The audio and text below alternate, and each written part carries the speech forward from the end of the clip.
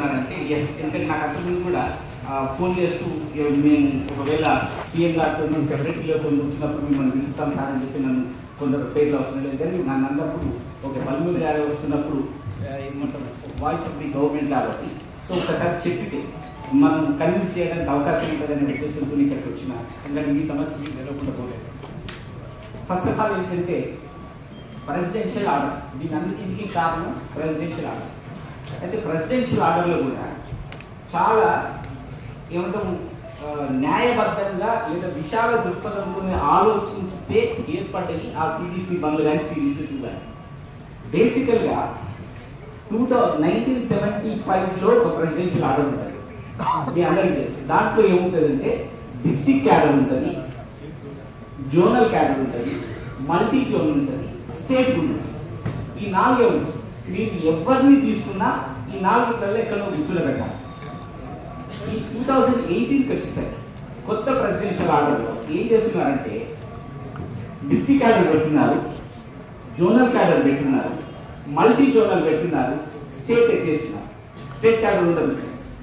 కానీ ఇంకొక మంచి మా ఏం చెప్పుకున్నారంటే ఒకవేళ గవర్నమెంట్ కనుక కావాలనుకుంటే కొన్ని డిస్ట్రిక్ట్లను లేదా డిస్ట్రిక్ట్లలో ఉన్నటువంటి కొన్ని పార్ట్స్ని లేదా జోన్లలో ఉన్నటువంటి కొన్ని డిస్ట్రిక్ట్లను కలిపి కాంటిగ్యూయస్ డిస్ట్రిక్ట్ క్యాడర్ కానీ కాంటిగ్యూయస్ జోనల్ క్యాడర్ కానీ ఏర్పాటు చేసుకోవచ్చు అనే ఒక వెసులుబాటును కల్పించింది presidential order.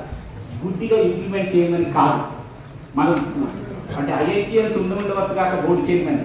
But basic fundamental point ఏంటంటే దాని ఎనేబులింగ్ ప్రొవిజన్ అంటాం.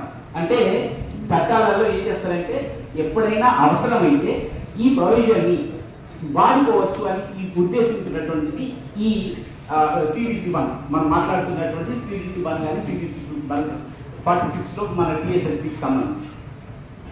దీన్ని ఏం చేస్తున్నారంటే అర్థం కాక, అర్థం చేసుకోలేక, అర్థమైతే కాకపోతే నేను కాదు కదా, నా కట్టునొప్పి కాదు కదా, ఎవడో పోయేటోడు పోతాడు అనే ఉద్దేశంతో, నిర్లక్ష్యంతో, చదవాలన్నటువంటి ఉద్దేశం లేకుండా, ఇంప్లిమెంట్ చేయాలన్నటువంటి కమిట్మెంట్ లేనటువంటి వ్యవహారం ఏం చేస్తున్నారు.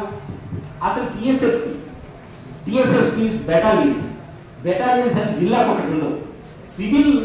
సివిల్ పోస్టులు ఉన్నాయి. అవి ప్రతి జిల్లాకు ఉంటాయి, ప్రతి మండలానికి ఉంటాయి, ప్రతి పోలీస్ స్టేషన్కి ఉంటాయి. ఏ అని కూడా అట్లే ఉంటాయి. బట్ టిఎస్ఎస్పి అనేది బెటాలియన్స్ కూడా మీరు చూస్తే మొత్తం 13 బెటాలియన్స్ ఉంటాయి. మనం 10 జిల్లాలు ఉన్నప్పుడు కూడా 13 బెటాలియన్స్. ఆ 13 బెటాలియన్స్ లో 13వ బెటాలియన్ ట్రైబల్ బెటాలియన్, మిగతా 12 బెటాలియన్స్ డిఫరెంట్ డిస్ట్రిక్ట్లలో ఉంటాయి. అవి ఏంటి కూడా డిస్ట్రిక్ట్ అనుసంధానమైంది కాదు. అది ఏంటంటే ఏదైనా అనుకోని సందర్భాలలో అవసరమైతే ఉపయోగించడానికి అది ఎక్స్ట్రా ఫోర్స్ అండి.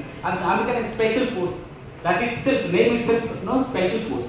సో ఈ స్పెషల్ ఫోర్స్ తీసుకొచ్చేసి అంటే ఉన్న నాలుగో మంది అయితే కొన్న నాలుగో ఉండిపోయినట్టుగా ఇంప్లిమెంట్ చేయకూడని దగ్గర ఇంప్లిమెంట్ చేయాల్సిన అవసరం కాదు, ఇంప్లిమెంట్ చేయకూడని దగ్గర నుంచి ఇంప్లిమెంట్ చేసినటువంటి నిర్లక్ష్యపూరితమైనది. ఎందుకంటే ఇక్కడ ఏం జరిగింది, నేను ఒక ఎగ్జాంపుల్ తీసుకుంటాను. ములుగు జిల్లా, నేను వరంగల్ జిల్లా కాబట్టి నా పాత ములుగు జిల్లాలో 2% కేటాయించారు. దీంట్లో నేను మళ్ళీ ఒకసారి వస్తానంటే 2% కేటాయించారు. 2% కేటాయించడం అంటే అక్కడ 5,000 పోస్టులు ఉన్నాయి, 4,900 సంఖ్య. సో 5,000 అనుకుంటే కూడా 2 into 5 ఓకే. సో 2% 2,500 పోస్టులు సార్. 2,500 పోస్టులకు 2% అంటే 50 పోస్టులు ఉన్నాయి. 50 పోస్టులకు ములుగు జిల్లా మొత్తం ట్రైబల్స్ తో నిండున్నటువంటి జిల్లా. అంటే కామన్ సెన్స్ ఎక్కడ మిస్ అయిపోయినా చెప్పవచ్చు. ములుగు జిల్లా ట్రైబల్స్ ఉండేటువంటి జిల్లా. ట్రైబల్ ఉండే జిల్లాలలో నువ్వు 2% ఇచ్చావు. 2% ఆఫ్ 2,500 is 50. 50లో 6% ట్రైబల్ పీపుల్ ఉండేది. 6×30 3 సీట్ల కోసం నేను ములుగు పోటీ పడాలి. ఇది ఎక్కడ ఉంది? అదే నాకు 5,000 పోస్టుల కనుక నేను ఉండేది 6% కనుక నా ఎస్టీ రిజర్వేషన్ అయితే 6×30 అయితే నేను 300 పోటీ చేసేవాడిని.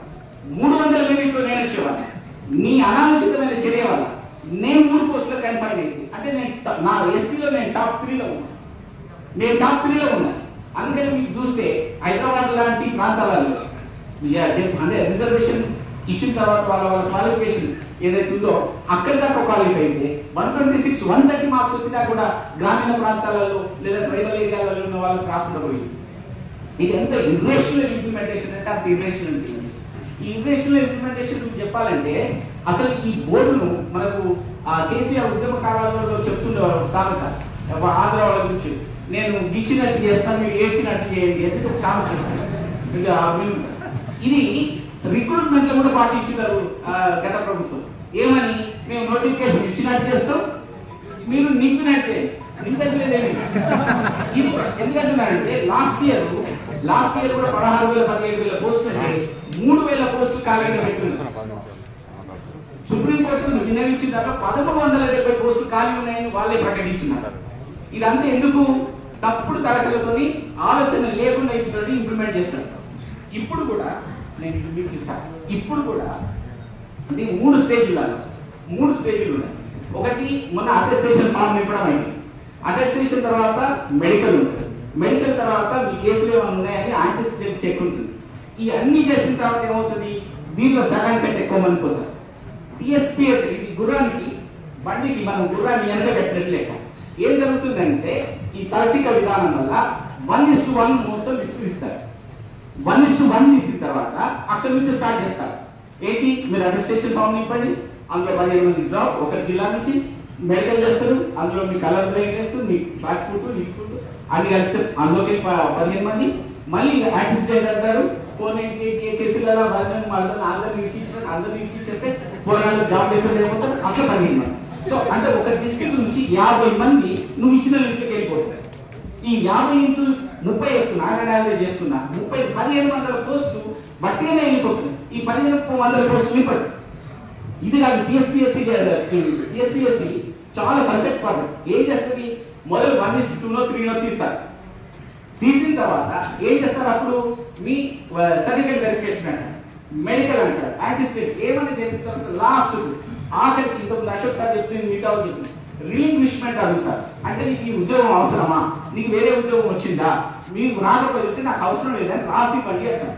ఇవన్నీ లెక్కలోకి తీసుకున్నాక ఫైనల్ గా 1:1 తీసేస్తారు. 1:1 తీసిన తర్వాత అప్పుడు 99.9% ఇంట్రెస్ట్ ఉన్న వాళ్ళు మాత్రమే జాయిన్ అయిపోతారు. ఇక తర్వాత జాబ్ వచ్చినప్పుడు వేరే జాబ్ వస్తే వెళ్ళిపోవడం. కానీ పోలీస్ రిక్రూట్మెంట్ లో మాత్రమే గుర్రాన్ని ఎంత కట్టినట్టు మొత్తం 1:1 ఇస్తారు. తలకాయ మీద బెడకాయ మీద తలకాయ మీద ఎవరు చేయించాలి, మీరు ఎవరినైనా అడిగిపోతే ఏం చేస్తాడు, మొదలు 1:1 తీస్తారు. అంటే 100 పోస్టులు ఉంటే 100 మంది తీస్తారు. అందులో 5 ఎగిరిపోయిన అటెస్టేషన్ ఫామ్ నాకు ఇంట్రెస్ట్ లేదు, ఇంకో 5 ఇంతకుముందు చెప్పిన మెడికల్ పోయింది, ఇంకో అంటే 15 పోస్టులు తీసేసి 85 నింపుతారు. అదే 15 పోస్టులు ఖాళీ ఉన్నారు. ఇక్కడికి కోర్టుకు వస్తే కోర్టులో 544 జీవో రాసుకున్నారు. 544 జీవో 81 జీవో అని చెప్పేసి కాల్ చేస్తే మెడకేస్తే కాల్ చేస్తారు. కూరగాయలు ఎంతసేపు హాస్టల్లో నుండి ఇంటికా నుంచి డబ్బులు తీసుకొచ్చి అమ్మా నాన్న మీద 30 ఏళ్ళైనా ఇంకా బతుకుతున్నారు. ఎక్కడ వస్తుంది అంటే మళ్ళీ అడ్వకేట్ ఫీజులు తీసుకోకుండా అడ్వకేట్ ఒకవేళ సక్సెస్ అయితే రిపిటేషన్స్ రిట్ అప్పీల్ అంటారు, రిట్ అప్పీల్ పోతే సుప్రీం కోర్టు అంటారు. తిప్పి లాస్ట్ జాబ్ వెళ్ళిపోయే పరిస్థితి. ఇది పోలీస్ రిక్రూట్మెంట్ బోర్డులో చాలా ఉన్నది. దీన్ని గుర్తించాలి. ఇది గుర్తించి గత 10 సంవత్సరాల నుంచి జరుగుతున్నటువంటి ఈ అన్యాయాన్ని మీరు సరిదిద్దాల్సిన అవసరం ఉంది. అప్పుడైతే మాత్రం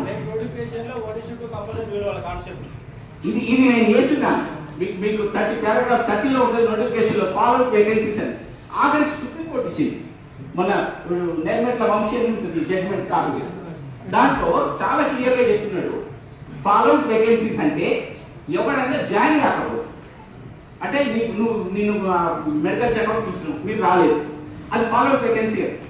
మీరు ఒకవేళ జాయిన్ అయ్యి, ఇప్పుడు ఒక సన్నివేశం చెప్పినారు, మీరు జాయిన్ అయ్యి రేపు గ్రూప్ 4 వచ్చింది, గ్రూప్ 4 రెవెన్యూ దాంట్లో వచ్చింది, వెళ్ళిపోయింది అనుకోండి. ఆడ ఖాళీ అయితే అట్లాంటి పార్టీ మాత్రమే క్యారీ ఫార్వర్డ్ చేయాలని ఉంటే దాన్ని తీసుకొచ్చేసి మొదటి నుంచే క్యారీ ఫార్వర్డ్ అంటారు. ఇప్పుడు నేను ఇచ్చిన దాంట్లో ఖచ్చితంగా ఏంటంటే 15 మంది కామారెడ్డి డిస్ట్రిక్ట్ నుంచి నేను అటెస్టేషన్ ఫామ్ నింపాలి. ఇప్పుడు వాటిని అదే ఆర్గ్యుమెంట్ చేస్తున్నారు, అదే కౌంటర్ వేస్తున్నారు దాంట్లో. సో నేనేమంటున్నానంటే ఇప్పటికైనా ముందుకే పోలేదు, 1:2 తీయండి. చాలా సింపుల్ ఇది. అంటే దీనికి తలబల పెట్టుకోవాల్సిన అవసరం లేదు. 1:2 తీయండి. తీసిన తర్వాత మీరు మెడికల్ చేయండి, యాంటిసిడెంట్ చెక్ చేయండి, అన్ని చేయండి, రిలీఫికేషన్ కూడా అడగండి. అన్ని చేసిన తర్వాత మీకు ఎవరికైనా ఇంట్రెస్ట్ లేకపోతే రాయండి అని అడిగిన తర్వాత అప్పుడు 1:1 తీసి పెట్టండి.